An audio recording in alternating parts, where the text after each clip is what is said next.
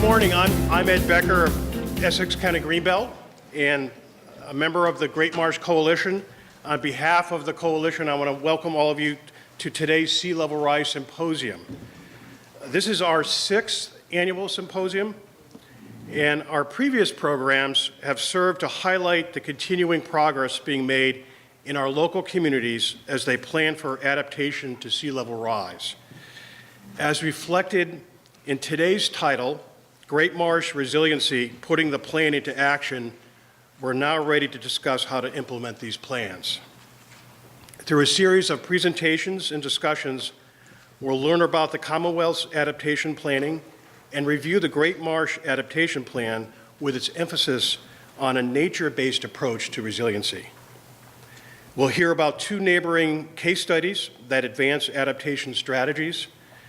We'll then conclude with a panel of elected officials, local administrators, conservation officials, and planners to discuss the opportunities and challenges of implementing climate adaptation at the local level. The symposium is sponsored by the Great Marsh Coalition, a collection of organizations and agencies that works to promote the awareness, understanding, and protection of the Great Marsh, as we all know, the largest marsh ecosystem in all of New England. I want to thank all of the members of the coalition for their hard work in putting this symposium together, but most especially Wayne Castingway and Kristen Grubbs of Ipswich River Watershed Association and Shelley Raymond of Greenbelt.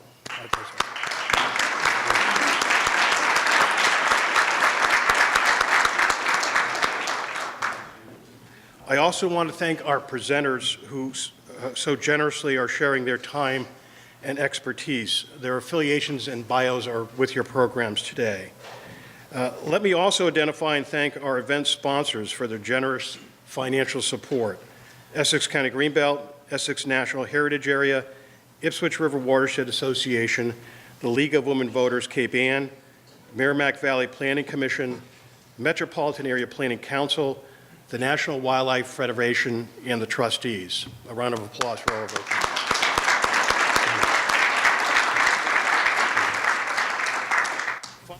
It's now my great pleasure to introduce Lisa O'Donnell of the Essex Board of Selectmen to welcome us this morning. In addition to her duties as a select person, Lisa is also a leader and partner on the Great Marsh Coastal Resiliency Project. Lisa. I just want to welcome everyone on behalf of Essex. We have a privilege of hosting this most years recently, and it's nice to have everyone come to our small town here on the Great Marsh. Just a little bit of background. Years ago, when a lot of this was first starting, Essex was approached by the National Wildlife Program to be sort of the pilot looking at this climate resiliency.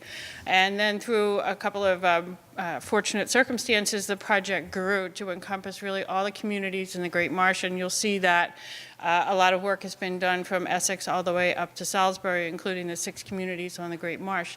And this is really encouraging because the larger effort draws in a lot more communities and a lot more organizations and a lot more people to really start to push the agenda forward. So this is a great model, and I just would like to encourage people to continue to work across community lines. Unfortunately, a lot of the stuff that has to happen on the ground has to be governed by municipal decisions, votes, et cetera, regulations and things like that. So actual projects are going to have to sort of be town-wide, but that's not to say that the entire effort can't be still region-wide, collaborating between towns, doing everything we can to share information and push the agendas forward for starting to embrace on-the-ground resiliency measures. So thank you very much. Enjoy the program today. Enjoy Essex. It's a beautiful day out there. We'll have a great high tide this afternoon, and thanks again. Thank you, Lisa. Yeah, of course, she doesn't need to point out what a beautiful setting this is for this conference today.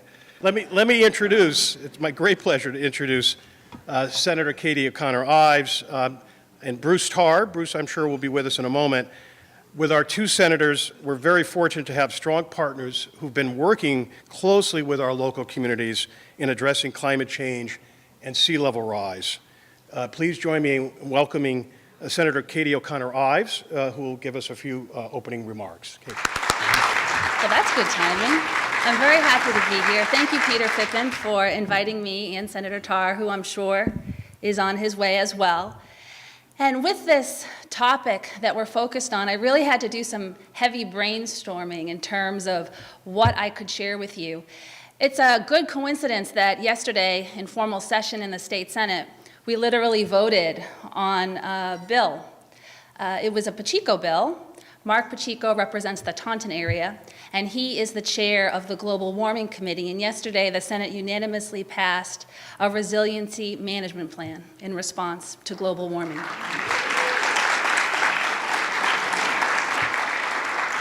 Now, as you know, it takes a House and a Senate and a signature from the governor to make anything official. So hopefully that will happen as well, and that is the next step in the process. But I'm happy to report that it was extremely non-controversial. So I feel that in the Commonwealth of Massachusetts, there is no debate about any type of controversy about whether or not this is something that we should put our time and attention into. The question really becomes, on both sides of the aisle, what do we do with our limited time and resources? So with that being said, I thought about the work that I'm doing and what am I focused on that crosses over this issue. And I will tell you that both Senator Bruce Tarr and myself are keenly focused on this issue called conservation land tax credits. And Ed knows about this because we fought the good fight in the last budget cycle. If you're not familiar with conservation land tax credits, and many of you are, it's something that you should find out more about because Massachusetts has this unique opportunity.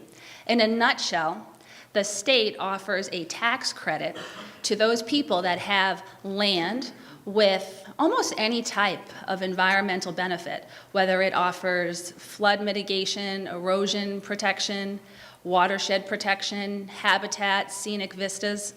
And it's something that is so popular that there's a waiting list for it. So in Massachusetts, if you own land with these resources, you can get up to a $75,000 tax credit, meaning you don't have to pay those taxes. And it's a big deal. There's a lot of interest in it. And if you'll bear with me, I want to touch upon some important notes that I have on this matter. It came into law in 2011, and it's extremely popular. So the issue is, right now there's an arbitrary cap on how much money the state makes available on an annual basis. And right now the cap is $2 million. And that sounds like a lot of money, but when you look at some of our surrounding states, those states either have no cap at all or they have a much larger cap. So year in and year out, Senator Tarr files an amendment to the budget. I sign on to it. I also filed a bill. My piece of legislation is aspirational. It seeks a $10 million cap because I believe there is up to that amount of interest in terms of people that have assets that they would like to use and participate in this program. And there was progress made. We got so very close because in the House of Representatives, Representative Brad Hill and some of his colleagues filed a successful amendment to the budget to increase the cap from $2 million to $5 million. Which would at least meet the present waiting list of those people that want to participate in the program. So it passed in the House, and then what happens once the Senate and the House finish their budgets, they go into what's called a conference committee, and they hash out the differences in the budget. And unfortunately, it did not survive the conference committee, meaning it wasn't in the final budget, and that little piece of change in the law was not successful. And the reason I understand it to be is because revenues were down, legitimately. Revenues were down in the state of Massachusetts. Revenues are starting to pick back up again. So when you think about a $40 billion budget, and you think about how it's only a few $1 million of potentially lost revenue that the state would experience because of this very successful program, it's non-controversial. And as I've just explained, it has bipartisan support. And let me hit upon a couple of really notable data points for you. So, landowners, let's say they have a lot of land, they can apply every 3 years, they're eligible. And like I said, the tax credit is a cap of $75,000, but it's 50% of the land value. And when we talk about things like the Great Marsh, wetlands, all of these important assets, they're all eligible if people own that land. Of course, you have to have it appraised and get a title exam. And when you think about that $2 million, what does that mean? Since 2011, 229 complete applications have been underway, and over 10,000 acres of land has been preserved because of this. And you think about the multiple benefits. So if land is conserved, as we can appreciate, it's absorbing carbon, it's not being developed and not creating additional carbon, and depending on that quality of land, it is a potential solution for flood mitigation and erosion control. Now, in terms of the investment for the state, if you could imagine, the land that the state is getting is worth so much more than that lost revenue. I have a little tiny chart right here, and I know that you won't be able to see it, but in terms of return on investment, over the course of this program, the state has received almost $50 million in land value and only lost $10.7 million in unrealized taxes. So when you think about that, that is a good deal for the state, and we should continue to do it. Here's the little chart, just to give you a sense of, put your glasses on. But, the value goes this way, and the lost revenue goes that way. The other thing is, when we talk about the interest in this program, so there is, in terms of the requested tax dollars, over $17 million in request, as opposed to, over the course of 2011, since the law was implemented, $11 million available. So that delta between the $11 million and $17 million, you could see why that piece of legislation asking for that $5 million increase in the cap would be right on the money to meet the interest. So the bad news is the cap is still there, but the good news is that every year the legislature takes upon a new state budget, and the squeaky wheel gets the grease. So I'm sure that I represent some of your districts, Senator Tarr represents some of your districts, but we also have friends and family and neighbors in other parts of the Commonwealth. So I implore you, when the budget cycle starts back up again, and in terms of that timing, to give you a sense of things, about March is when I tell my chairwoman of Ways and Means what my priorities are. So if you imagine the budget starts to get crystallized around April, and then we start our debates toward June, the House does it before us. We try to wrap up the budget by the end of July, so we have plenty of time to make the case.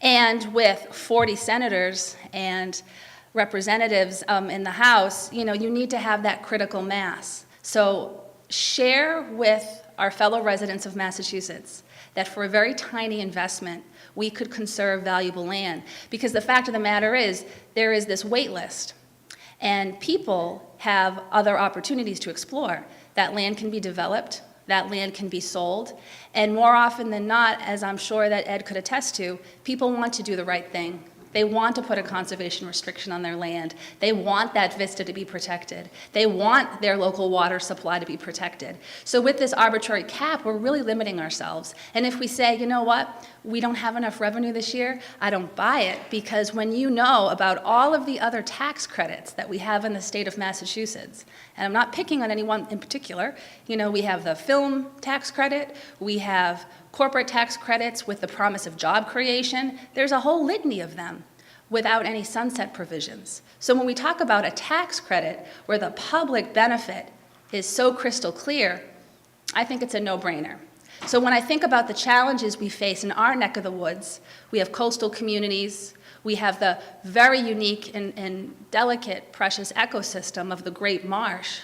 We have so many demands in terms of development and interest, pressures on agriculture, pressures on our water supply, pressures on our limited open space and recreational space.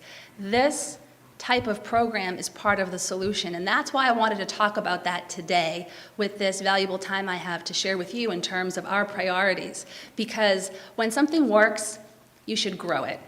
And with that, I will conclude my remarks, but I'm always available if anyone wants any specific details about the Conservation Land Tax Program. But in conclusion, I do ask for your advocacy to help me get this done with Senator Tarr, with Representative Brad Hill, so that we can help respond to all of the folks that are literally right now waiting for this opportunity to preserve very valuable land. Thank you. I don't think Senator Tarr is here, but we'll get him into the agenda when he does arrive. So we do want to proceed with our keynote address this morning. And it's my great pleasure to introduce our keynote speaker, Katie Theoharides. I had to practice that last name. Great name. Katie is the Assistant Secretary of Climate Change for the Commonwealth. Her training and expertise are in environmental policy, conservation planning, and climate adaptation planning. She holds a BA from Dartmouth and a master's in ecology and environmental biology from UMass Boston. Welcome, Katie. Was just a big thank you to the Great Marsh Coalition for having me here today. I am really excited about the lineup you have. You're in store for a treat. I am here to give a little bit of an overview of what the state is doing in terms of planning on climate change and addressing climate change as a statewide issue. But I think before I got into that, I really wanted to commend the Great Marsh Coalition and all of the volunteers and partners that have made this program what it is today. I think Massachusetts has really a storied history of local citizens, volunteers, and elected officials coming together around iconic landscapes and vibrant natural resources like the Great Marsh. And I think this, the story that you have here and the partnerships that you have here are the kinds of things that really inspire us at the state level and have created the conservation legacy that Massachusetts really has. So keep up the great work. So as Senator O'Connor-Ives indicated, in Massachusetts, really there isn't a lot of debate about climate change. This is something that is nonpartisan, we're all on board with across government.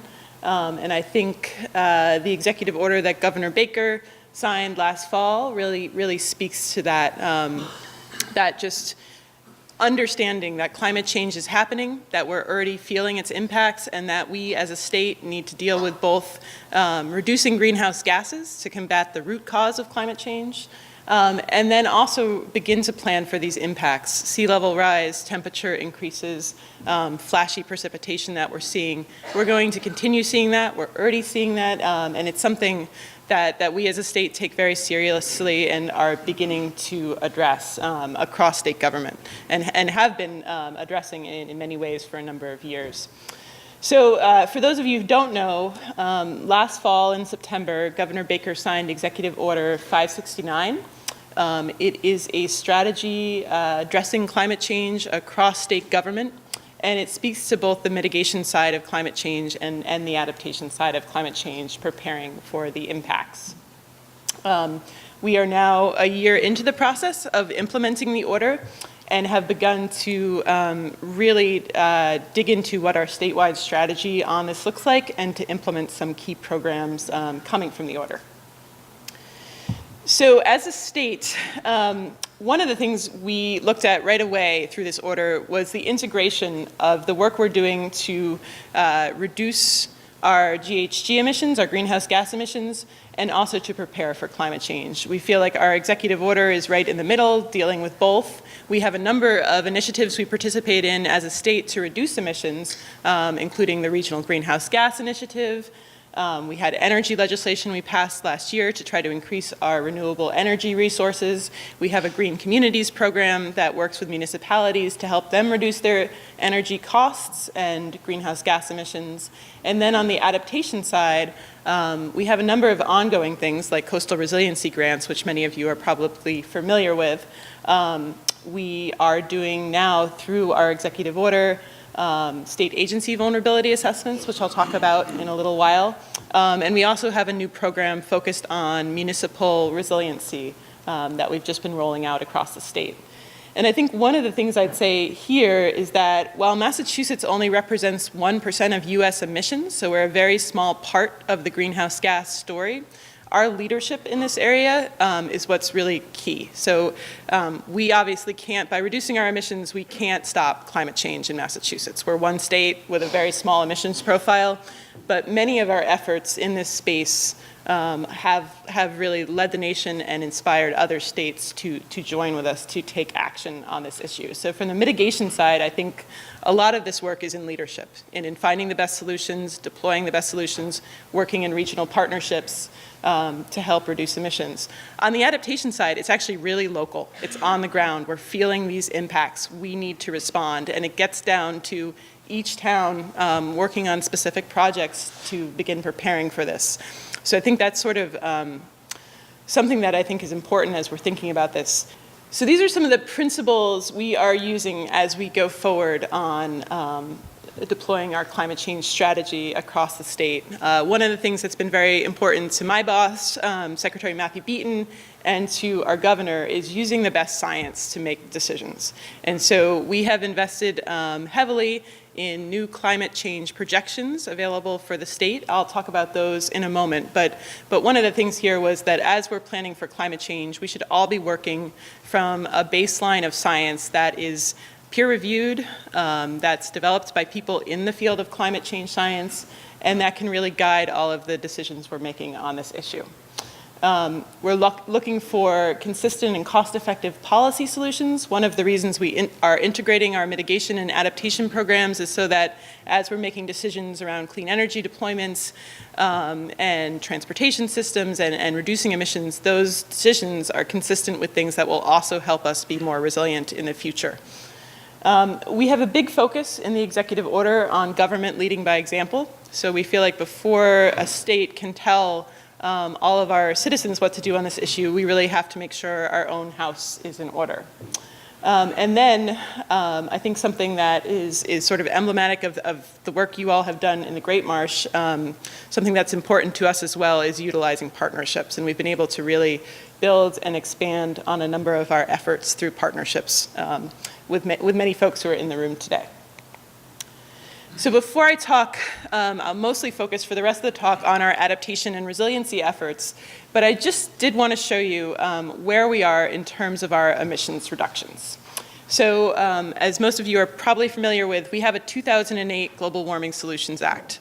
The act was important. It was nation leading at the time, one of the first in the nation to set targets for emissions reductions. And what it did was it set a 2020 emissions reductions of 25% reduction by 2020 from the 1990 level.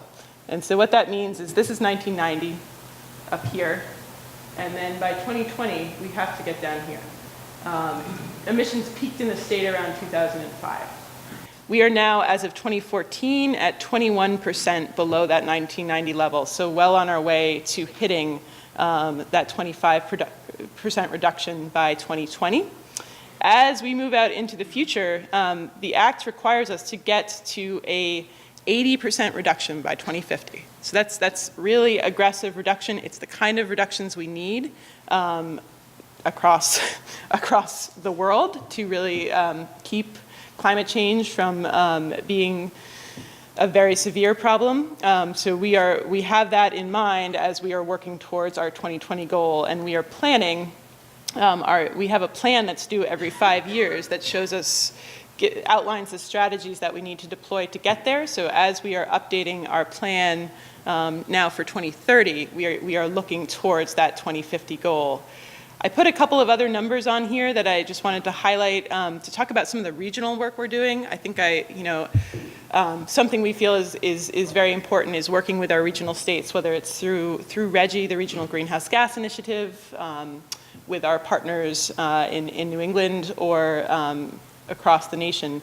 One of the things we did recently in response to the White House pulling out of the Paris Climate Agreement back in June was that we joined a coalition of 14 states and Puerto Rico and the District of Columbia who have said that we will honor the Paris Agreement in our states. So we are working very hard to make sure that we can achieve the Paris target, which is right here. As you can see, we will be well below that by hitting our own state limits. But the Paris Accord asked for a 26 to 28% reduction in emissions by 2025. One of the benefits of working in that coalition beyond sort of the symbolic effort is that we're now working with 14 other state leaders in this, sharing best practices, supporting different global and national initiatives, and really using the power of local governors and states to make progress on this issue.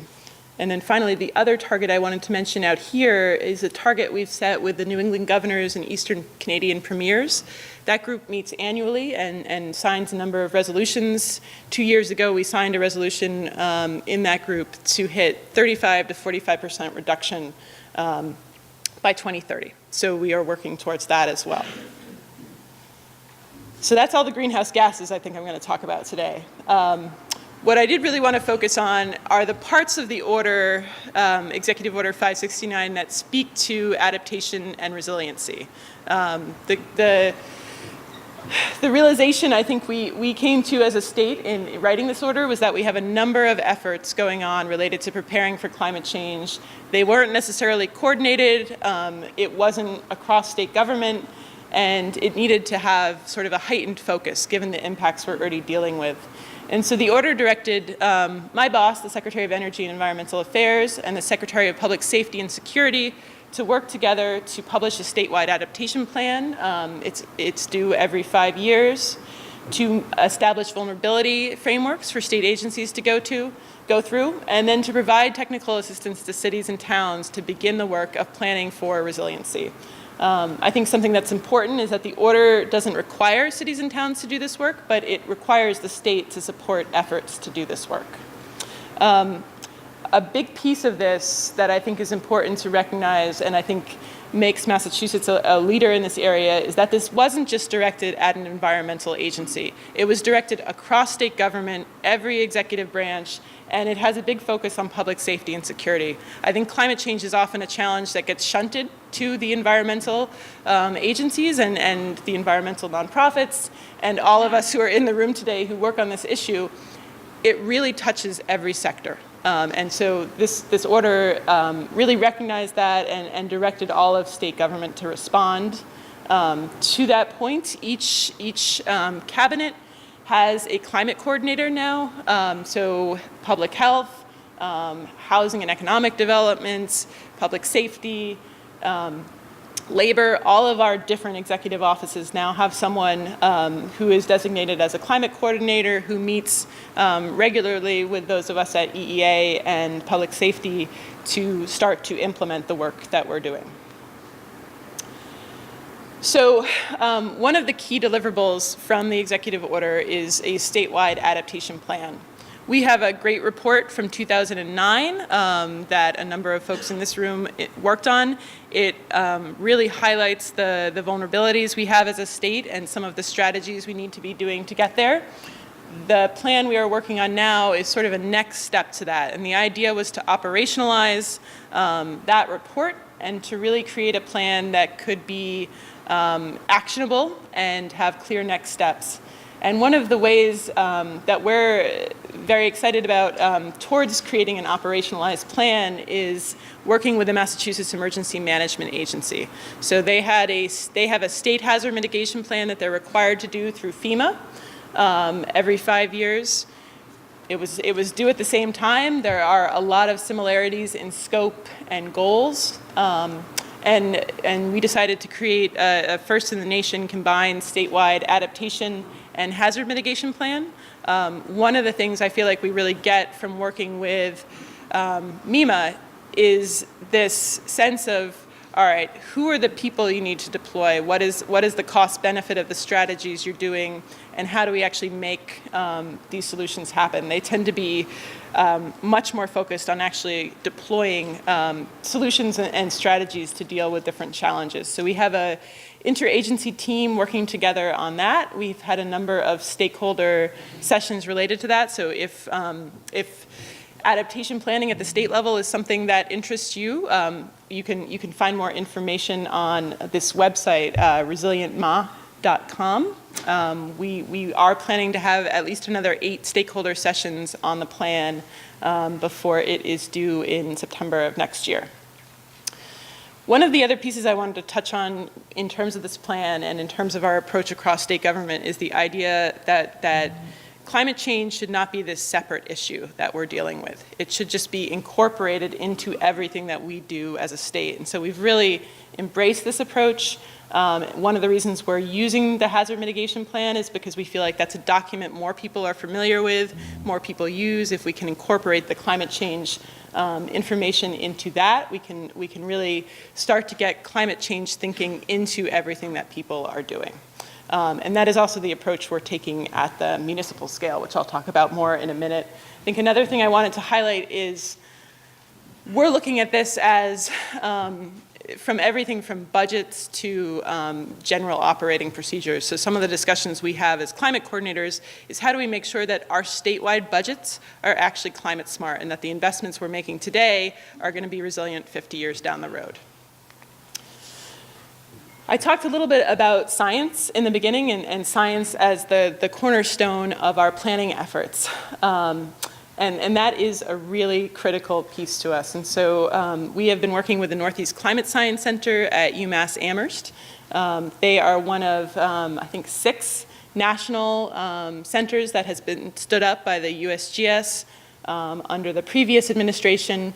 And they have a commitment to providing scientific data on climate change, on solutions to climate change and adaptation strategies to stakeholders. So they're focused on providing science to managers.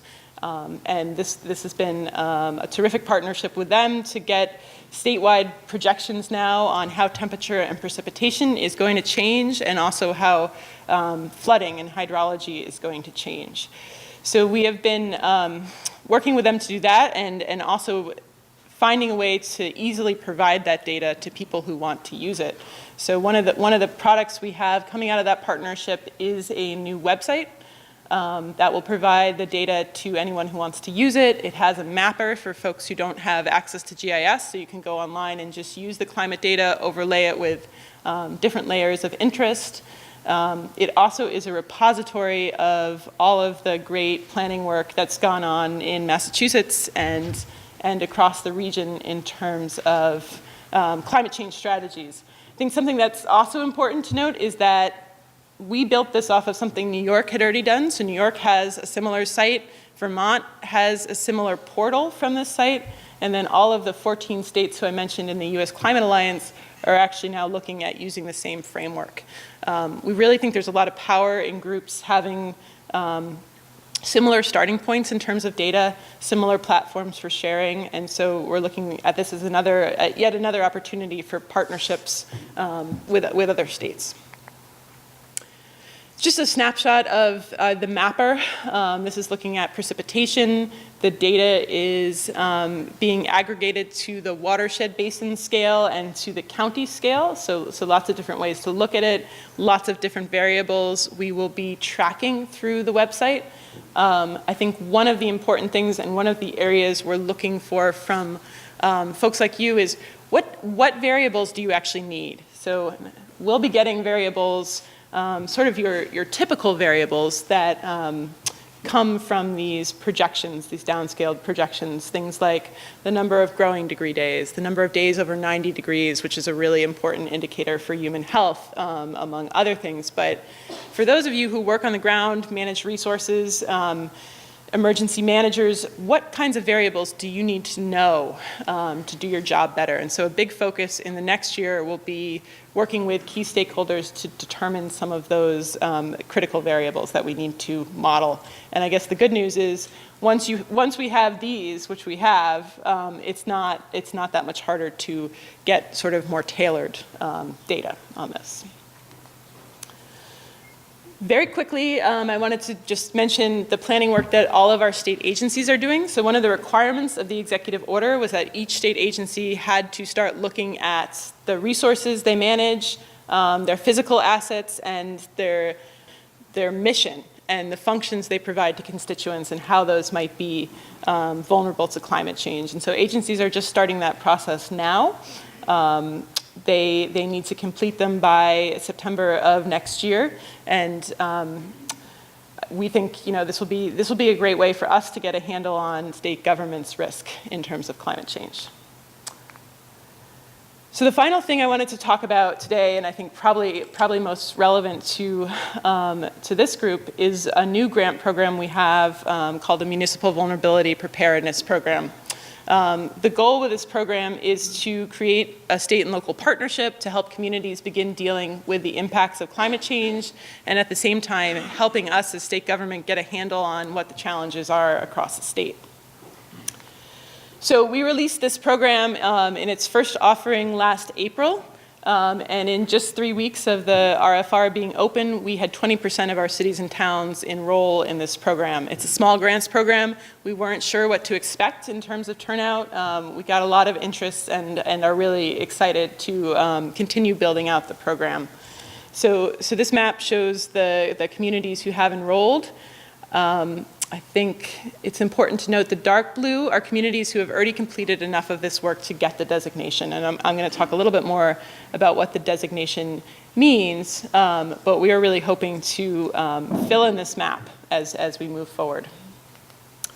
What the program does, the goal, as I said, is to get communities to begin addressing resiliency planning, climate change preparedness planning in their communities, and to start thinking about how to incorporate that throughout the process. Our executive order required us to provide this technical service. We said, all right, how are we going to do this most effectively? And we decided to partner with a Nature Conservancy who has a community resilience building process. And this is a process that's very focused on stakeholder engagement, very focused on using existing planning frameworks within a community, and is very accessible to sort of any size community anywhere in the state. So the Nature Conservancy has helped us by training over 250 service providers in how to use this framework, exposing them to some of the climate data the state will have available, and also to some of the other planning frameworks and elements of working on climate change, such as nature-based solutions. Once those folks are trained, they can then work with any of our awarded municipalities. The municipality actually gets to choose who they'd like to work with from that list, and they go through the process together. Once the community gets through the process, they become a certified community, and they now become eligible for advanced standing in all of our EEA grant programs. So all of our environmental grant programs starting next year will be tuned to this program to give some extra recognition to communities who have become certified. These are just some snapshots of our trainings. I think one of the things that was really great to see was, well, first of all, how many people signed up to become certified in the trainings, but we learned a ton from the folks who came to these trainings. So we really see this as an iterative process where year over year we're improving our grant program by working with the people who are actually going to provide the technical service and do the work. I think our guiding principles in creating this program were we didn't want a consultant just coming into a community, doing a plan for the community, and then leaving. And maybe the plan sits on the shelf for the next 10 years. Maybe you use it here and there. The idea with this program is that it's something where the community has to choose a project manager, they have to develop a core team, and they have to have letters of support from elected officials. So right at the ground floor, there's this base level need for commitment from the community for taking on this work. That was important for us. We also wanted the framework to utilize all of the local knowledge that community officials tend to have. Some of this stuff is not rocket science. If you have flooding in one part of your town, you're probably going to still have flooding there as the climate changes. It just may be worse. And so our feeling is you may not need to go and spend gobs of money doing a vulnerability assessment that has really technical information until you've done sort of a grassroots process to get the community on board, to deploy the local knowledge you already have and to begin bringing that into your existing planning frameworks. So we are really thinking of this process as sort of phase 0 of a community planning process. It's focused on, like I said, getting people on board, getting the right resources involved, and beginning to understand where the key challenges and priorities are. There's lots more work to be done after you go through this process, but this will help you get everyone up to speed and in the same place. The process we're using just gives you a little bit of a flavor. This is from the Community Resiliency Guide built by Adam Welchel at the Nature Conservancy. It is very focused on a workshop that falls in the sort of in the middle range of these steps. So there's a focus on preparing for the workshop, engaging the right people, doing good outreach and education around the issue. Then a group of about 30 folks in a community works together to get a good understanding of sort of their key hazards, both looking at past hazards and looking into the future, working to identify community vulnerabilities as well as strengths. I think a lot of times when we talk about climate change, we don't talk about the things we're already doing really well. So maybe we've done a really good job of protecting our floodplains or have a great network in certain neighborhoods with neighbors helping neighbors around challenges. This process really focuses a lot on how do we expand on our existing strengths. And then the community works together to identify and prioritize actions, determine the overall priorities, and to make a game plan for implementing those. And one of the things we're looking at in future years is to help communities implement the priorities they've identified. This funding through the MVP grant will start to split into planning and implementation. And then we also want to help you access all of the other state grants we have to really implement the priorities coming out of this program. Big focus on mapping, which makes someone with a planning background like me very happy, but it's a very out of your seat, drawing on a map, engaged process. There is a requirement for communities to keep their designation. We're hoping that this is not a one-time thing, that communities will be making steady progress towards implementing the priorities they identify in round 1. So we're providing all of our communities with a progress report to show how they've taken steps towards implementing the program. And so those can be as simple as applying for grant funding, bringing a bylaw to a town meeting, or updating existing local and local plans using the outcomes of the workshop. So that is, that's really where I wanted to end with that program. In terms of when that program will be open again, we're looking at April of next year. And we expect to have the same funding levels, so to get maybe another 70 communities into the program. So we will be happy to share updates with all of you when that opportunity becomes available. A couple of other resources. This is the MVP website. This is our state plan website, and then this is the framework from the Nature Conservancy that is the Community Resilience Building Framework. So again, I thank you for the opportunity to speak with you all this morning, and keep up the great work. Thank you. And I'm happy to take questions.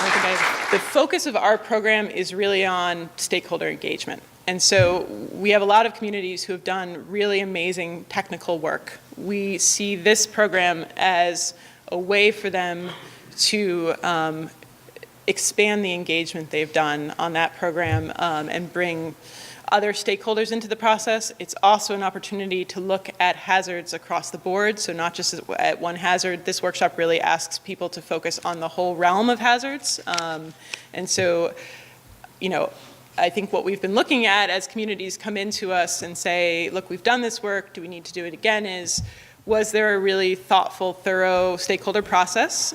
Does a community want to do more of that? If so, we can give you some MVP funds to do more of that stakeholdering. And then I think our second criteria is really, have you considered a sort of a comprehensive look at hazards? So, yeah. Yeah, so I think, you know, this looks at any of the hazards that might be in a local hazard mitigation plan, but from our perspective, increased temperatures is something we really want folks thinking about. Inland flooding as well as sea level rise for coastal communities. Inland flooding is certainly a big deal for a number of our riverine communities. Also looking at just more extreme weather events, high wind hazards, things like that. Yep. Yeah. About sort of our design criteria for this, our primary consideration for doing this was how do we deploy something that any community can access? Because we've seen a lot of communities, particularly in the Boston area on the coast, who have spent a lot of money, done a lot of really sophisticated, terrific planning, but our feeling was that this was not something that every community could do. Part of getting the data was a sense that communities shouldn't be paying for climate change data or sea level rise data themselves, although we know many of them have done that. So this process that we're using is sort of, I think Adam says it's better, but it's start where you are.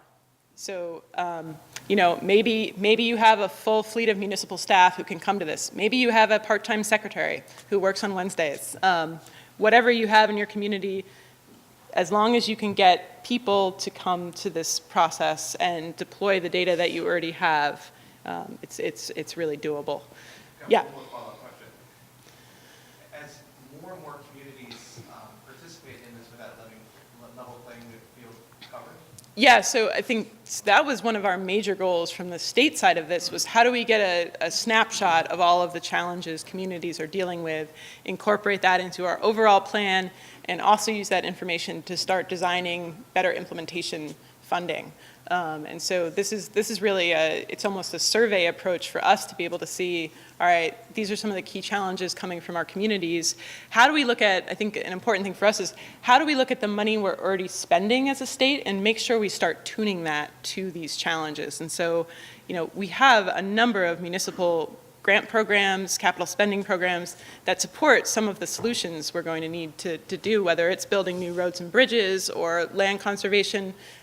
Many of our programs are starting to incorporate some sort of climate smart or climate aligned principles in them, but many aren't. And so I think this will help us get a sense of, all right, how do we really need to start changing some of the ways we're looking at spending money to implement some of the solutions to this. Yes. That was sort of another principle in our program design, was being able to utilize the work that communities like this group have already done to really look at this issue. And so one of the ways we're looking at that is bringing information from communities who have gone through this process into our state plan. So, we know this region has already done planning. What has it said? How can we bring it into the state plan? But I think you may also be at a point where you have strategies ready for deployment, ready for implementation funding, and so we are trying to make those funds available as well. Yeah. How do you see this going forward? We think you should participate. Is the simple answer. It's I think it's an incentive to do it, to get the advanced standing in other grant programs. And really what we're doing with it is just ensuring that as communities are applying for grant programs, they've gone through some process to say, look, these are really priorities for our community. They're priorities looking at the hazards we have. They're priorities looking into the future at what might be the hazards coming down the road. And we've really been through a thoughtful, stakeholder engaged process in terms of thinking about what those challenges are. And so that's what this process really tells us in terms of making funding decisions.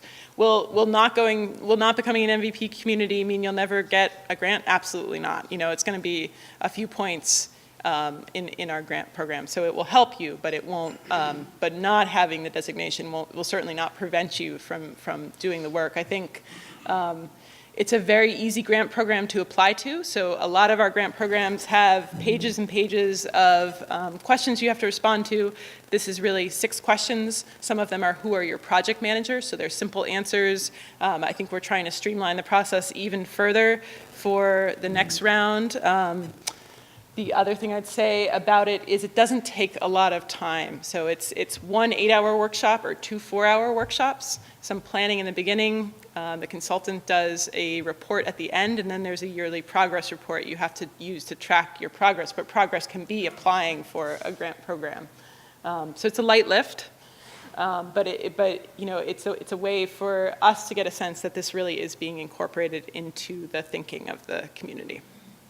There was one other thing I was going to say. There's no monetary match requirement. So there's a soft match requirement in terms of municipal staff time, but we actually were able to give communities half of their funding right up front before, usually we give things for reimbursement. This year we put it right out the door up front so communities could begin spending the money right away. And there is no match requirement. So it's really a pretty easy program to get involved in. Yeah, so the data we have is actually, we have projection data for 2030, 2050, 2070, and 2100. And we'll have that, it's all rolling up now, and poor Margot Mansfield sitting in the back is the one doing all of that work. So that data will all be there for temperature and precipitation with a high and a medium emission scenario. And then we also will be getting the sea level rise and storm surge data up here as it comes available. And then the hydrological data will be up here as well. But we'll be looking to expand that. We think that one of the key investments we need to make as a state is making sure we can clear and maintain and update all of this climate data. So that's something we are looking to do going into the future. Yeah, so this will have the historic data just so you have it, but it's focused on the projections, for sure, yes. Going back to your participant. So the question was, what's the difference between an individual participant versus a regional partnership? Yes, this could be a regional partnership. I put on the map this regional partnership hatching. And one of the things we did was encourage communities to come in for this grant program together. I think we really have the sense, this is a home rule state. Decisions are made locally within a municipality. A lot of the projects would need to be deployed locally, but there's a lot of reason to work together with your partners on this. I think that must really ring true here. So this year we only got 2 groups who came in regionally, Ashfield and Conway, who are 2 towns of about 1,000 each who share staff. So it makes a lot of sense for them to work together. And then Grafton, Northbridge, and Millbury came in together. We are hoping that as we go forward, a lot of towns come in together, and we have different, there's lots of different models for how they can complete the work regionally. I think another thing we're looking for is for these communities who came in year 1 to really work as sort of a cohort to help additional communities come in year 2, and to serve as mentors and role models to our next crop of communities. So we are looking to build partnerships, whether you came in together or whether you want to work regionally going forward. I think there's a lot of opportunity for that. Okay, and I'm being sensitive to time here. Cut me off when, yes. So a great question about how do we plan on linking people up with grant opportunities, specifically related to infrastructure. But that's one of the things we are looking at through this website. Phase 1 is very much focused on the data. Phase 2 of this website is going to be focused on making it a resource for communities to actually go through this process. So the planning framework that the process uses would eventually be hosted on the website. The priority actions a community comes out with a community could use to link up with grant opportunities across the state. So this would become a clearinghouse of, I have this issue, this is my priority, here's a suite of programs that I could use to implement it. So that's the goal. Probably not till next fall would be my guess on that. All right. Great. Thank you very much. My name is Chris Selka, and I'm a senior manager for the climate change program for the National Wildlife Federation. I think this is the 4th or maybe the 5th symposium I've been to, and the 3rd that's covered topics related to this Great Marsh project. So I guess that's why Ed told me that I was on my own in terms of introducing myself. So for this presentation, a big piece of this symposium is the rollout of the Great Marsh Regional Coastal Adaptation Plan. And so I wanted to just step back for a moment and give a really brief summary of the overall project, the approach taken, and then an overview of specifically the community resiliency planning effort and some of the high-level recommendations to come out of that work. But really, I'm hoping that this presentation can provide a little bit of context, broader context for this work, both regionally and nationally. So as you are likely aware, given that this is the third symposium to cover this topic, this effort was part of a larger multi-component project. In 2014, a set of core partners, self-identified as the Great Marsh Resiliency Partnership, developed a proposal in response to Department of Interior's Hurricane Sandy Resiliency Grants Program. So the multi-component effort includes 5 projects. The Resiliency Partnership felt like together these projects could make a significant difference to the future sustainability of the Great Marsh and the communities that are inextricably connected to those resources. The conceptual underpinning for the effort was that there's no silver bullet to enhancing coastal resiliency, right? There's no one project that's going to protect our communities or ensure that our coastal resources are sustainably managed.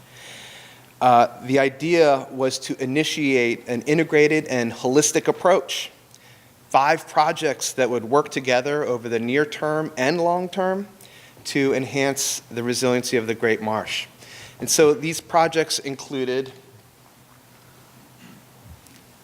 different pictures coming through. That's like a new step for me in terms of presentations. Love it.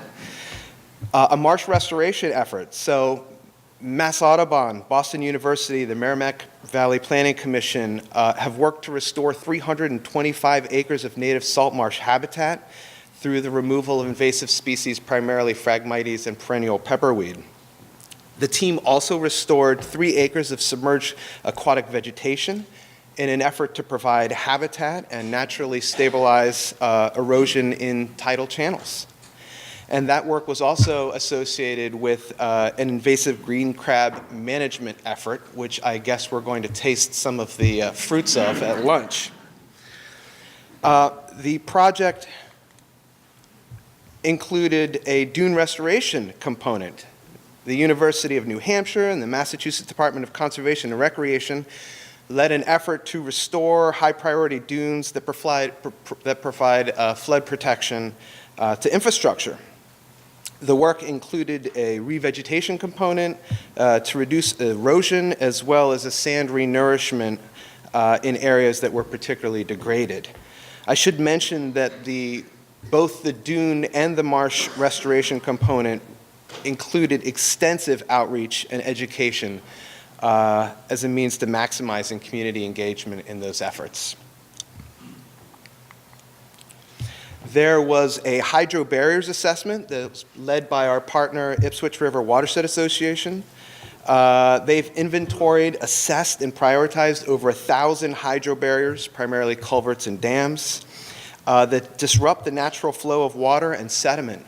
Many of these hydro barriers present a major flood risk. In their analysis, they used both an ecological and infrastructure assessments, and they identified a subset of high-impact, high-risk sites and created engineering blueprints for site-specific upgrades or retrofits. A whole consortium of partners are leading an effort to create a hydrodynamic sediment transport and salinity model for the Great Marsh. In many ways, this component helps to provide a foundation for long-term management decisions. The model is oriented towards understanding how sediment moves through the marsh and across the barrier beach ecosystems and what those associated salinity levels are. And then there's the community resiliency and planning effort, which was co-led by the National Wildlife Federation and Ipswich River Watershed Association. The primary output for that work is the recently completed Great Marsh Regional Coastal Adaptation Plan, which is what we are highlighting here today, and what Wayne is going to talk a bit more about in the next presentation. So before we get into the plan and the process for that community resiliency planning effort, I wanted to talk a bit about what was at the foundation of that effort. And that was the Climate Smart Conservation Framework that was developed by NWF and a whole host of federal and state partners.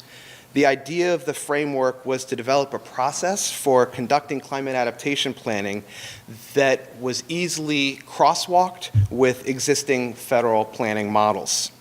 So I wanted to highlight just a couple of points. First is that in order to achieve the goals outlined in step 1 of this process, that both that step and each subsequent step really needs to include a representation of all primary stakeholders. The second is that this is really an adaptive management approach, which includes opportunities for review and revision here between 2 and 3, and here between 6 and 7.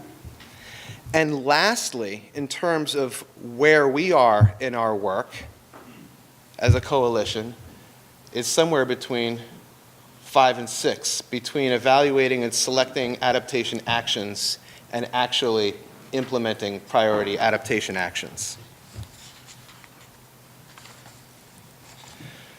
So the planning project covers 6 communities, and the work really boils down into 3 main components. Number 1, assess overall community vulnerability to climate-driven threats, as well as provide focused, more in-depth vulnerability assessments of priority assets within each community. 2, identify adaptation strategies to reduce community vulnerability. And we did that through our community-specific vulnerability assessments. And now we're looking at a wide range of strategies to reduce those vulnerabilities. But our focus is really on ecosystem-oriented strategies or natural solutions to reduce risk. Now, throughout this process was a real orientation towards engaging the communities every step of the way. The end product is the Coastal Adaptation Plan, outlining town-specific and regional vulnerabilities, recommended adaptation strategies, and an implementation roadmap to guide communities as they transition from planning to implementation. So the very first thing we did was to establish a formal community stakeholder engagement process for the duration of the project. We convened municipal and regional task forces with diverse local and regional representation. We had planners and conservation agents, emergency management personnel, members of select boards and city engineers, who together served really as the backbone for the community resiliency planning effort, helping us to assess vulnerability all the way through the identification of regional and town-specific adaptation strategies. In addition to these task forces, we also identified avenues for broader public outreach and public meetings to engage and educate residents within those communities. Engaging a select few stakeholders throughout the through the task forces was not enough. We really tried hard over the last 3.5 years now to engage as much of the communities as possible. Next, we identified and prioritized vulnerable municipal assets. To do this, we combed through hazard mitigation plans and other existing documents and synthesized relevant information about existing vulnerabilities. We took this initial information and we convened resiliency task force meetings to identify stakeholder priorities and gather additional local input regarding current major vulnerabilities.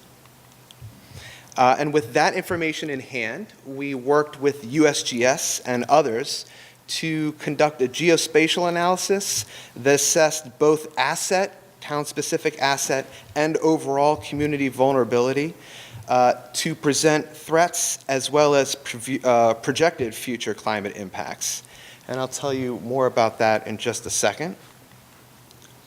And we also used the barriers assessment data that Ipswich River Watershed Association had put together to see where the flood hazard pinch points were along streams. And again, going back to the stakeholder-driven approach, we brought the findings back to the resiliency task forces to gather additional input and ground truth that data a bit. Once all of this information was vetted, we then created fairly detailed town-specific climate vulnerability assessments. Another layer to this work included partnering with USGS to incorporate this GIS-based hazard exposure analysis that was really interesting for us because there was a focus on socioeconomic impacts. So USGS used a mix of local, state, federal data sets, some of which were proprietary, to overlay with the inundation modeling to identify points of intersection across populations, economies, infrastructure, land cover, and habitats. Once we had a better grasp on the threats facing each community, the next step was to identify co-benefit ecosystem-oriented adaptation strategies. So we compiled and synthesized strategies from the best available scientific literature. We identified broadly supported best management practices, and then we broke out the more specific adaptation strategies into 4 categories. Natural solutions are essentially supporting pre-existing natural features like dunes and beaches and salt marshes that can provide risk reduction for communities. But there are also nature-based or hybrid strategies, and these are created by human design, engineered, and constructed to provide specific services such as coastal risk reduction. And these are essentially designed to mimic natural features. And then you have policy and regulatory mechanisms that can either incentivize or require development to be built in a more climate-smart manner, like perhaps moving development away from flood-prone areas. And we also had gray infrastructure approaches, such as revetments, seawalls, and bulkheads that do not incorporate any natural living components. And then, just as we did with that vulnerability assessment phase of the project, we brought our findings back to the local stakeholders and we convened the resiliency task forces to get their input and further expand our catalog or toolkit of adaptation strategies. In addition to getting local input, we worked with technical experts, consultants, and state programs to help us identify top-tier strategies that we might recommend for each community. So while we really tried to include a broad range of strategies, I will say that we had a particular focus on identifying what we call operationally feasible strategies. So let me just spend a minute talking a bit more about what we mean by operationally feasible. So we know that there are many different kinds of strategies that can be undertaken, and that these strategies can occur along a number of different gradients, from general strategies like the recommendation to increase habitat connectivity, to more specific strategies like increasing size culverts in the 100-year flood zones by a specific diameter. Likewise, there are strategies that can be implemented in the near term because their implementation is not limited by lack of resources or political or institutional will. And then there are strategies that, for whatever reason, require a greater investment in order to implement, be it time, money, or political backing. More often than not, it's often available resources that is the limiting factor here. So the problem for many planning efforts is the identification of near-term strategies that are both operationally, economically, and politically feasible. So we tried hard to be cognizant of this right out of the gate. So operationally feasible approaches might include management strategies that are currently being employed, that with slight changes in delivery or application scope would serve to increase resiliency, or new strategies that are low-cost, low-engineering management options that achieve similar outcomes. So all of these elements to the planning process, including the town-specific vulnerability assessments and associated strategies, recommendations to address those vulnerabilities, are captured in the Great Marsh Regional Coastal Adaptation Plan that we're rolling out today. And I know Wayne is going to talk about the plan a bit more in his presentation, but I did want to take a minute to underscore the breadth of this effort. More partners than I have time to mention have worked collaboratively for more than 3 years to conduct this work. While the outcome is significant, what really blows me away has been the process. And so that leads me to what I really want to emphasize in this presentation. Climate adaptation planning requires a new way of doing business. This is particularly the case in coastal geographies that are at a nexus of a whole host of significant cross-cutting issues. They include risk to coastal communities through storm surge, floodwater storage, sea level rise inundation issues, stormwater management issues, flooding and pollution, nutrient runoff, sedimentation, habitat degradation for in situ wildlife, fish nurseries, shellfish, marsh bird species, degradation of critical stopover habitat, including feeding and breeding sites for migratory bird species. And then on top of it all, coastal geographies across the East Coast are often highly fragmented, degraded, and in some geographies really disappearing as a result of sea level rise and subsidence. And that often occurs within that urban-suburban matrix. So these cross-cutting impacts really require integrated solutions. We can no longer afford siloed approaches to dynamic challenges, right? This is becoming broadly recognized, particularly in the coastal adaptation context. Integrated solutions necessitate working across sectors: business, agriculture, recreation, natural resource management, hazard mitigation, transportation infrastructure. Integrated solutions require working across scales, from a regional landscape context to a project and site-specific scale. Integrated solutions require an inclusive approach, engaging underrepresented communities and more comprehensive demographic representation. And integrated solutions require working across management jurisdictions, from federal, state, municipal lands to private and conserved lands. So the theme that I keep coming back to is, particularly within a coastal adaptation context, is this integrated and holistic approach. What I'm most impressed with from this effort is the extent to which that holistic approach has run through all facets of the community resiliency planning effort. I do a lot of traveling for my job, and I hear a lot about coastal adaptation projects and efforts around the country.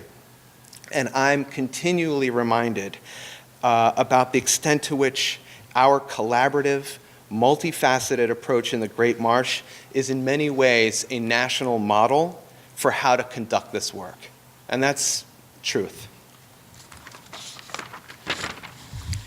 So what I want to underscore, and this was mentioned early on, Lisa mentioned this, is that as we move from planning to implementation, the most important thing as we move forward is to remain highly collaborative and integrated in our approach, particularly when it comes to that implementation piece where we have scarce resources and often need to lean upon one another in order to get this important work done.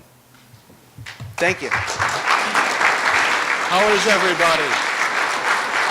I'll be relatively brief. For those of you who don't know me, my name is Wayne Castonguay. I'm the director of the Ipswich River Watershed Association. And you heard from Chris Hilke before me. We were a partner in this planning effort. I do want to give a shout out. A lot of the themes today were about partnerships. And as Chris indicated, this has been an incredible exemplification of people coming together to a common cause. This planning effort, although Ipswich River and National Wildlife Federation was sort of the ringleaders, it was really the towns who did the heavy lifting, and the municipal task force. The 6 towns shown here on the slide, Salisbury to Essex, really rolled up their sleeves, and they're the ones that decided and came up with the recommendations that we're going to talk about. I also have to say, for those of you in Gloucester in the crowd, why not Gloucester? Gloucester's part of the Great Marsh.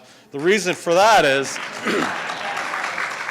no, a shout out to you guys, because you guys were actually a year ahead of us. And you already went off and did your own plan, so we actually emulated Gloucester, who really kicked off a lot of this effort in the Great Marsh. So just real quickly, as we heard earlier from Katie, we're really fortunate here in the Great Marsh to have the national leaders in the climate resiliency movement participate.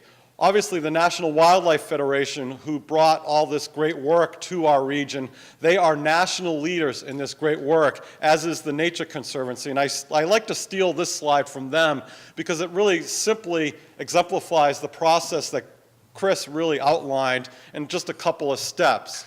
As Chris indicated, we started with assessing our vulnerabilities. This is where we're at now, is identifying the solutions, but I hate the word solution because that denotes that you've solved the problem. This kind of work, you can never actually solve it. So in our world, we use the term adaptation and strategies, which you'll hear from here on out.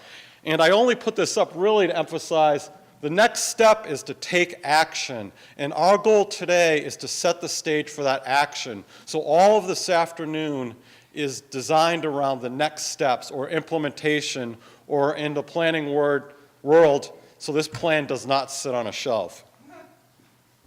So this is the strategy and adaptation identification process that NWF uses nationally that we adopted here. And so we came up with 4 buckets of solutions or adaptation strategies. And I'm really just going to focus on the nature-based. And this plan is big and extensive, and there are literally hundreds of recommendations. I'm here to really try to make the case why protecting the Great Marsh is our #1 strategy.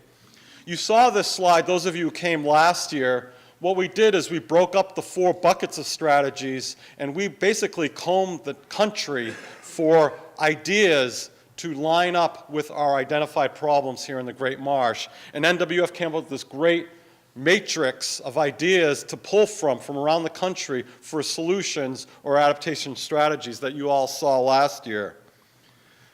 This is extracted from the actual plan, and we have basically 2 categories of adaptation strategies. One is the regional strategies here, and there are 5 categories there. I'm only going to be focusing on 2 of these, the nature-based strategies and then the land use planning and policy, which you municipal officials in the room will hear a lot more about. And then finally, the second category of strategies were the town-specific strategies that Chris mentioned earlier. And those were presented at last year's symposium for those of you who were here. And we literally, I didn't count them up, but there were probably on the order of 400 specific assets that the community members identified that they were concerned about, that we tailor-made adaptation strategies for those. So those will also be in the plan. But again, I'm only going to focus on the nature-based strategies. So this is a matrix that explains what we mean by nature-based strategies. And I'm going to use that one term to combine natural and nature-based, which are hybrid strategies that Chris mentioned. And this graphic really describes it all. On the top, we have all of the different categories of strategies, nature-based. Here are all of the data or information or that big spreadsheet I showed earlier. So you basically identify your risks and vulnerabilities and then try to find solutions that mostly we gather from other places. And then here's the tricky part, the societal challenges. So we're going to put out a whole list of recommendations to the towns, then politics and people come into play. And that's really where things get interesting. And hopefully we'll talk all about that this afternoon. And then at the outcome, at the bottom of that, you have 2 outcomes if we've done our job right. One is human well-being, basically risk aversion or protecting human societies, but also biodiversity or natural benefits. And in our business, you hear this, there's a lot of lingo going around. these are what we call co-benefits. It's only really going to be sustainable and productive if you really have an outcome that does both of those things, enhances the natural community and provides community well-being. So again, we really looked at the recommendations through that lens. So I don't have to tell this room what I'm about to say, but I just really want to emphasize this point. We know that natural systems and healthy ecosystems really help reduce community risk. I think seeing all of you here, intuitively we know that, but I just want to really emphasize that because I think it's critical to supporting the conclusion that we're going to make that protecting the Great Marsh is our #1 defense. First of all, wetlands really do reduce risk. We, as Chris indicated, were funded by the Hurricane Sandy grant program. That same study determined that healthy wetlands reduced damages by over $600 million during Hurricane Sandy. And those damages were directly related to the health of those wetlands. The healthier the marsh or the wetland, the more damage prevention it occurs, and vice versa. Unhealthy marshes do very little in terms of risk reduction. And then secondly, this slide that the TNC put together, they did a national study of storms and damages across the country, and they came up with this graph. On the left are the cost benefits, so the higher the bar graph here, the more positive those benefits were, and along the bottom here are the damages averted. And the two categories of strategies, nature-based, which of course are green, and then traditional strategies, which are blue, which are things like seawalls and hard structures. And almost across the board, they found that the nature-based strategies had a much higher cost-benefit ratio. And conversely, the traditional strategies, where we spend our millions and billions, have almost no cost-benefit. In fact, they have less benefit than cost. So this really says it all. Nature-based strategies are really our #1 line of defense. And folks ask why this one outlier here, the most cost-benefit strategy across the board, is sandbagging. But everything else we do costs us more than we gain. So it's really a case closed that natural resource protection is our #1 defense. This is a slide that I created myself. We talk about risk a lot these days across our society. With regard to climate risk, this new term that we're starting to hear, increasing our natural security, I don't really like that, but it really is apropos to today, is that's what we really have to strive to do across the Great Marsh region. And these 3 bullets, in my mind, say it all. The first, we have to protect our natural habitats. As I see it, we have to stop messing things up. That's our #1 job, because nature will protect us if we let it do it itself. And then, where we have messed up things, we have to restore those so they can function naturally. This is the area where we'll probably be spending most of our money to fix things that we've previously messed up. And then thirdly, we in our human society build things, and we need to live, and we need lots of infrastructure to survive and carry on our economy and our everyday lives. What we need to do increasingly is mimic nature in our developed landscapes, because nature knows how to do all these things. We've for years been building these structures and our societies without regard to natural cycles. We have to mimic those natural cycles in our built environment. We often think of that as in terms of new development, but here in the Great Marsh and across the country where our environment is already built up, it's retrofits and redevelopment where we really have the opportunity to make change. So I just want to emphasize and set the stage how our nature-based strategies fit into this larger picture. Chris and others really emphasized the importance of partnerships, and I want to do that again here. To come up with these natural solutions that I'm going to talk about in a few minutes, we convened virtually every natural resource professional working in the Great Marsh, and we looked at every plan that has been produced over a period of decades in the Great Marsh. We are incredibly fortunate here that we have this incredible array of experts and prior planning to inform our future work. These 21 entities came together and were our inside experts and our technical experts throughout this planning process. We even had a full-day workshop with all 21 of these folks in the room that really looked at all of our threats, all of our vulnerabilities, and then that bucket of solutions to really fine-tune those into specific measures that will reduce our risk in the Great Marsh. So again, many of you, those 21 entities are in this room, and for you municipal officials, look to those folks as we move forward to really help inform what we do. Katie and Chris talked a lot about natural defenses. We all know inherently, as I said, that nature is our #1 defense. These are some categories that we looked at. Salt marshes, of course, are incredibly valuable, and we're fortunate here to have a relatively intact salt marsh. Beaches and dunes are really our coastal armoring. Also, what was really surprising, at least to me during our planning process, is the importance of rivers and streams and freshwater systems. We often think of sea level rise and coastal storms as our biggest threat here in the Great Marsh, but when we met with the municipalities, freshwater flooding was actually a bigger concern. So we have to look at freshwater flooding in the same way we look at sea level rise. And then finally, the importance of biodiversity. We often think of these natural systems as physical things, but biodiversity is actually the key. The more diverse a biological system is, the more resilient it is, and the quicker it can recover from these storm events. So protecting a healthy, biodiverse system is as important as protecting our barrier beach. So the natural strategies in the plan, I'm going to talk a little bit about some of them just to give you a little flavor, because there are so many, there are literally hundreds in the plan. So I'm just going to touch on a few of those.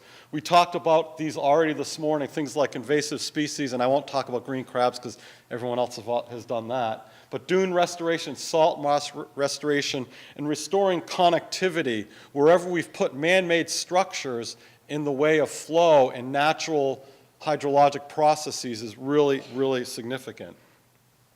Chris showed this bigger table in his presentation. As I said earlier, I'm going to be focusing on two categories, nature-based and policy. So this is the table right from the plan that has the higher level categories under which the individual specific recommendations live. And you can see the array of things that we're talking about. Using living shorelines, restore vegetation, facilitate marsh migration. So Great Marsh barrier assessment, Chris mentioned this earlier. Barriers basically are in another lexicon or part of our lingo that means any man-made structure that intercepts flows. Things like bridges, dams, seawalls, breakwaters. As Chris indicated, we inventoried every one in the Great Marsh, including the entire watershed. One of the things during this planning process is the Great Marsh depends on its entire watershed for its health. So way up here in Burlington, the Great Marsh watershed begins behind the Burlington Mall on 128. We have to really think about things as far away as Burlington in terms of how we create and support a resilient Great Marsh. We also did a lot with dune restoration as well. One of the things that came out of the planning process is we only have to do dune restoration in our developed barrier islands. We're incredibly fortunate here that most of our barrier islands are protected from development and are really self-resilient. In fact, when we get these coastal storms, they're free from development so they can recover naturally. Our goal in this plan is to make that the same on our developed barrier beaches between Newbury and Salisbury. The third category of nature-based strategies that I'd like to emphasize is land conservation. Senator O'Connor-Ives talked a lot about land conservation in her remarks. And land conservation, in my mind, is the #1 nature-based strategy that we can employ because protected landscapes do two things for us. One, obviously, you can no longer damage the environment if we don't build and use them. But secondly, on protected landscapes, we have the most opportunity for biodiversity and natural systems to thrive.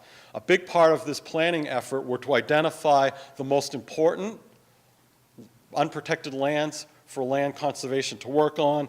Some of these that the communities recommended are shown here. And one of the things we did is actually developed a model where we can assess the importance and the relative importance of each piece of property that were identified against each other. And so this is a really important part of the plan. And we're just super fortunate to have a large array of land conservation efforts in this region. Trustees, Greenbelt, Audubon, and our cities and towns who really focus on this. And it's a critical part of our plan. The other category of strategies that I want to emphasize are policy strategies. And I see so many municipal officials here in the room. In Massachusetts, we're fairly unique across the country in that our individual cities and towns control most of the things that can affect nature in our state.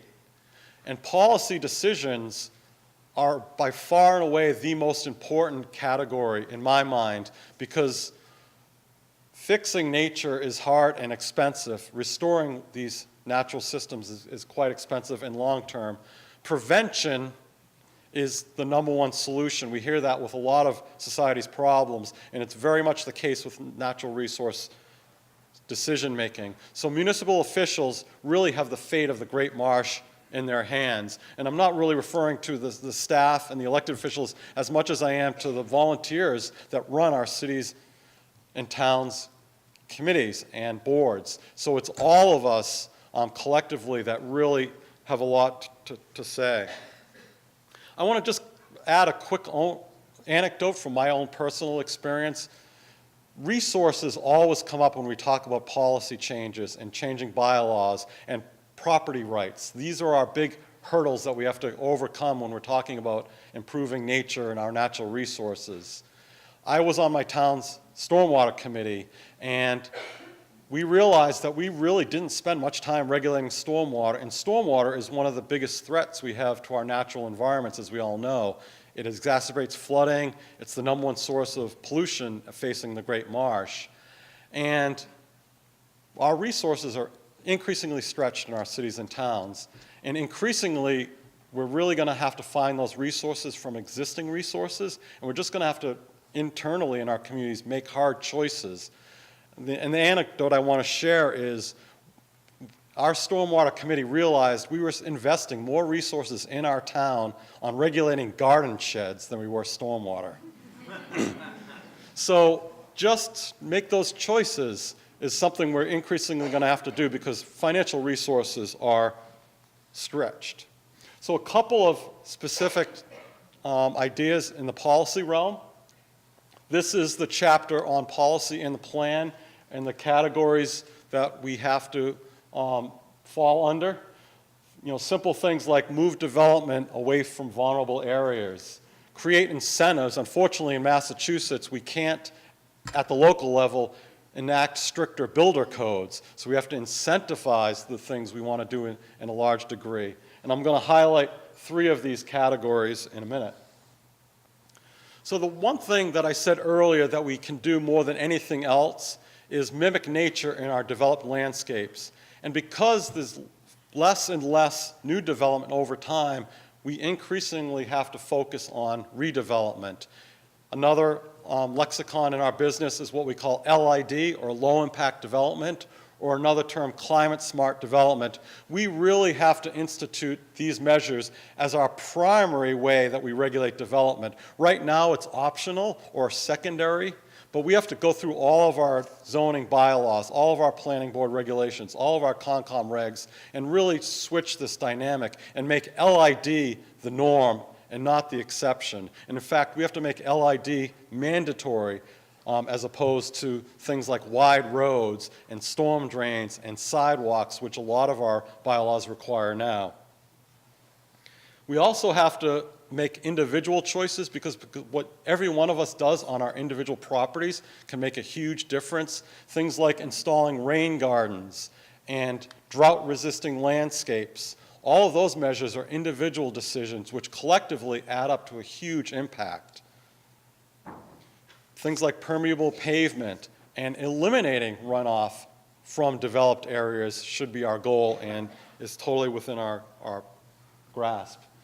As I said earlier, revising local bylaws and regulations is a key part of this. Everybody hates regulation.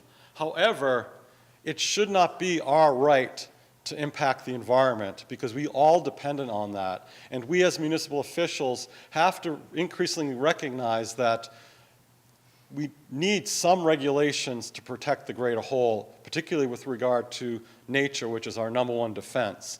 I just want to call out a couple examples.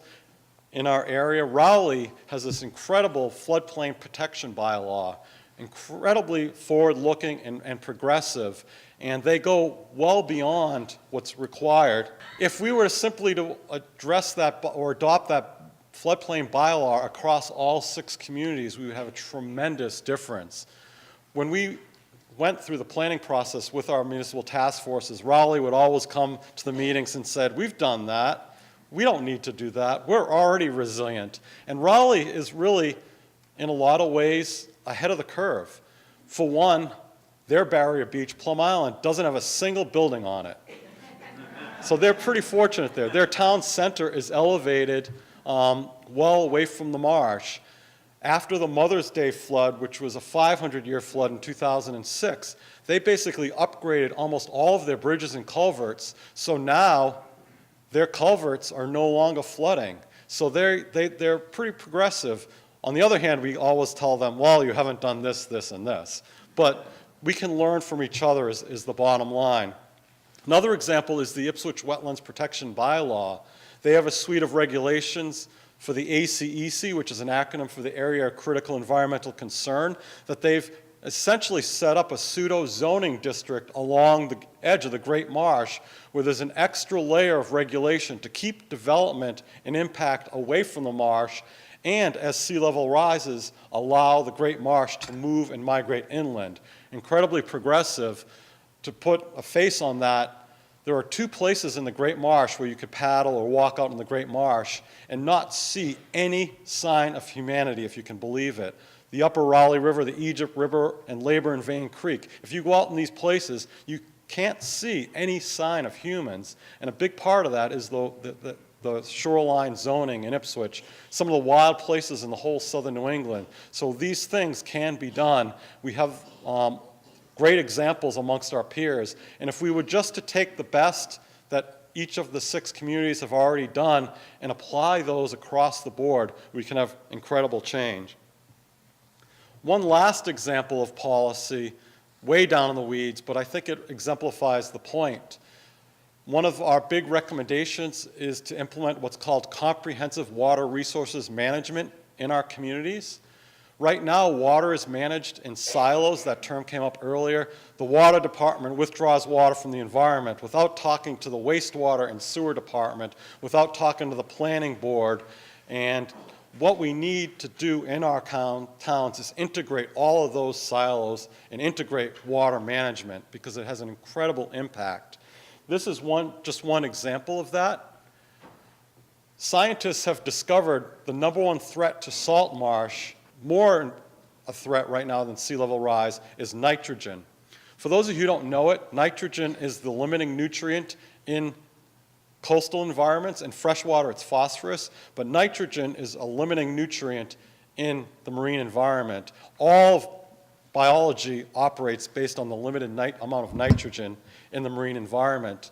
Dr. Linda Deegan of MBL and the LTER did a groundbreaking study in the Raleigh Marsh that basically determined that nitrogen, because it's basically limiting, it feeds the decomposers, so the bacteria and yeast that decay everything in the environment really depend on that nitrogen, and excess nitrogen is the largest thing responsible for the decay of our salt marshes and peat. Up and down the eastern seaboard, we've all heard that marshes are not keeping up with sea level rise and are actually decaying, and nitrogen is the leading source of that. And so one of the recommendations in our plan is to go after the sources of nitrogen throughout the Great Marsh. These red dots are some of the biggest sources. Most of them tend to be our wastewater treatment plants.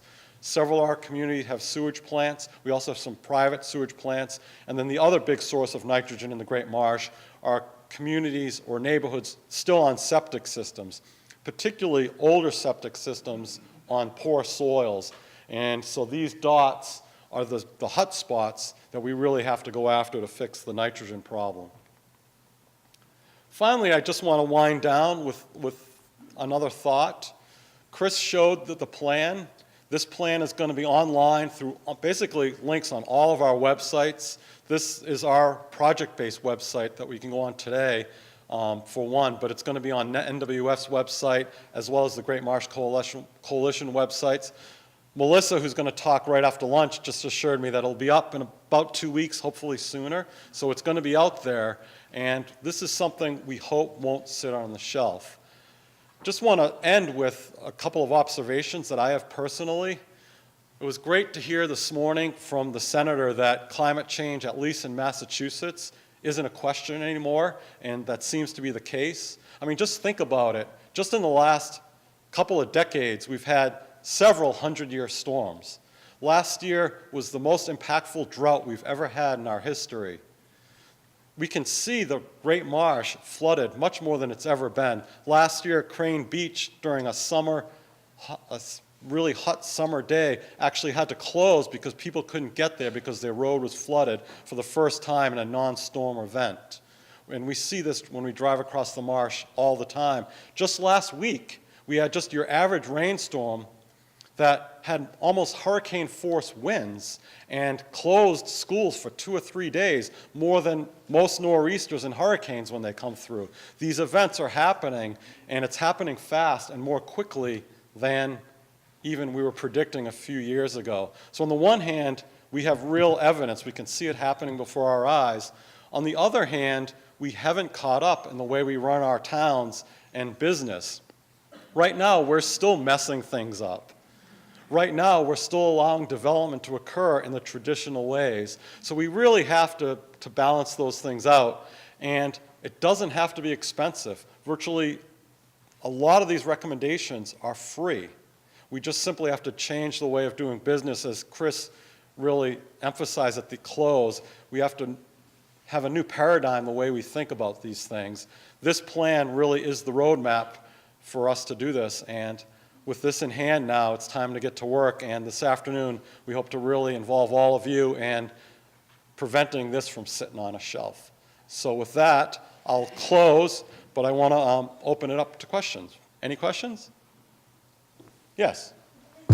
No, a large amount of the Great Marsh, all of the Annisquam River, and a lot of people don't know that Essex Bay actually is owned by 3 communities, including Gloucester, so Gloucester has a tremendous portion of the Great Marsh. Can you speak up? Yeah, so the question was, how do farms contribute here? Farms, like every sort of activity that humans do, has some impact. In our area, we're fortunate that we do have a lot of farms. In terms of nitrogen, we are fortunate in that the farms we have are diversified vegetable operations, and they don't necessarily require a lot of additional nitrogen. Nitrogen is a super problem in the mid-Atlantic and the southeast due to livestock agriculture. Here, we're fortunate that we don't have a lot of livestock agriculture.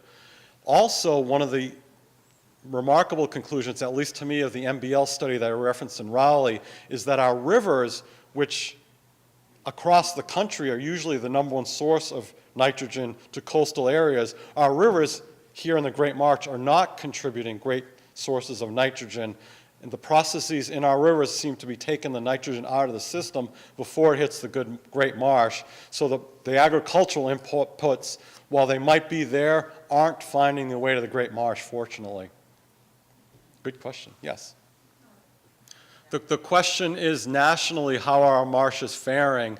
And I don't have a specific answer to that, and maybe someone else will, but across the country, 50% of our marshes are gone entirely. They don't even exist anymore.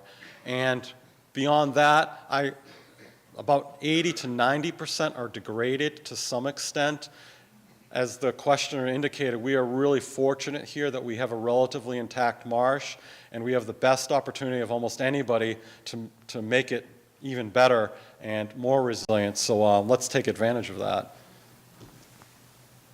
Charlotte? So the question was our sources of nitrogen. In the Great Marsh, it's by and large wastewater, either from septic systems and wastewater treatment plants. Two of the recommendations in the plan specifically call for communities to institute septic system management programs, which can reduce the amount of nitrogen if septic systems are properly maintained. And then similarly, we're recommending that the communities explore advanced denitrification of their wastewater treatment plants. The good news, Salisbury, I saw Michelle in the audience, Salisbury's already taken that step. So Salisbury's plant is one of the most progressive in the state, so we're fortunate there. And so over time, the other plants can be brought up and upgraded as well. Jack. When and how will build summer? Jack's question is, what about our dry streams? Unfortunately, water management is a big issue, and our cities and towns are the culprits. We withdraw from our rivers and streams locally, and in many cases, we actually dry up those streams during the summer and dry periods. And it's a long process, but the big key in how that fits in here is dry rivers can't function. The biodiversity is really upset, so it really plays a big part of this.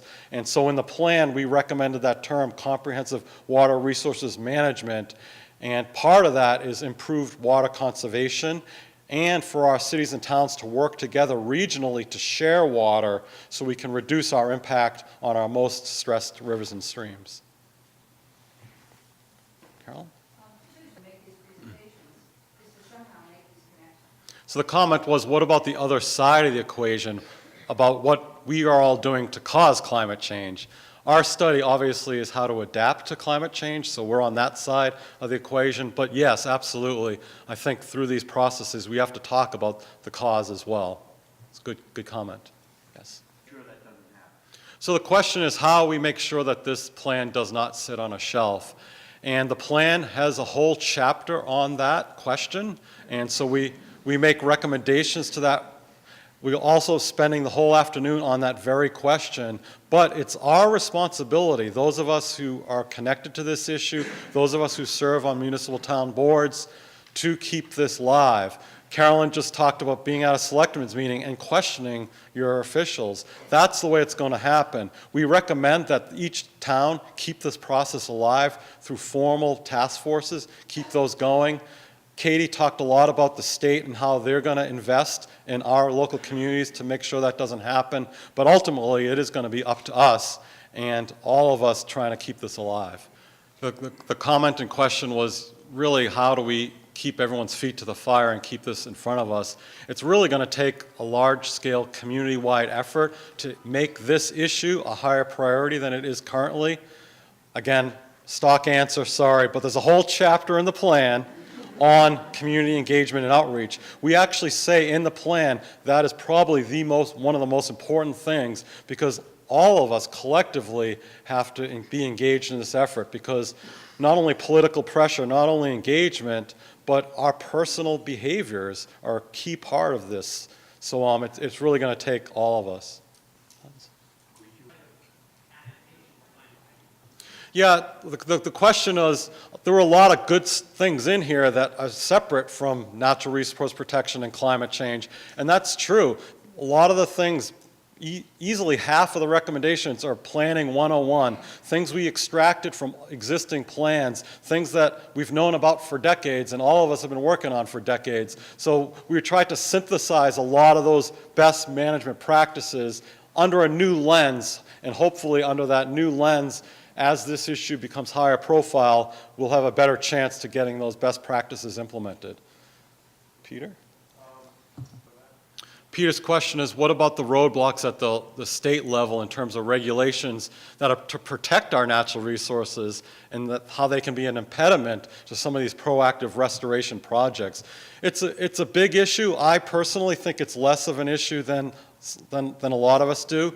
It requires permits, but the state is trying to streamline some of these through their upgraded restoration limited projects, for example, but it is a challenge.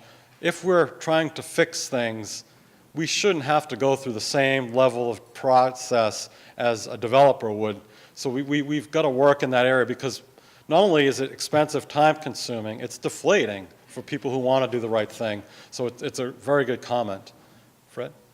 Yeah, Yeah, so the question was, how much of this is relative to just flooding, both coastal and inland, versus other?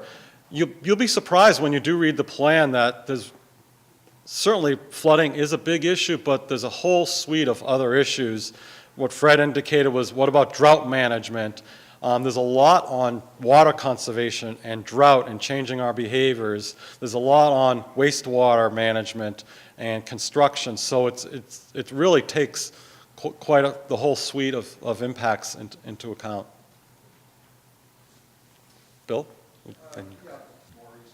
Bill's comment was how we can really make it easier to facilitate some of these proactive projects by reducing the regulatory burden that these proactive projects have to go through. And his comment was we needed a system and a group of people to work specifically on that issue, and we definitely would agree with that. Jim? The question was, does the plan go into how do we pay for these things? The plan does, but indirectly.